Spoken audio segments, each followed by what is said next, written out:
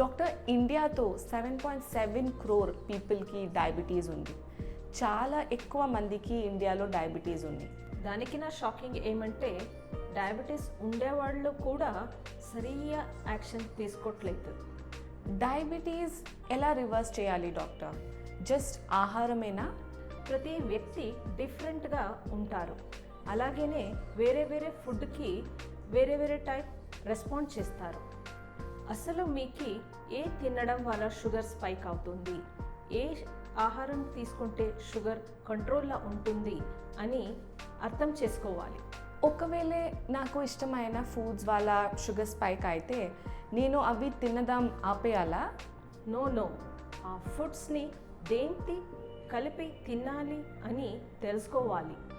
Right meal sequencing చేయడం తెలుసుకోవాలి.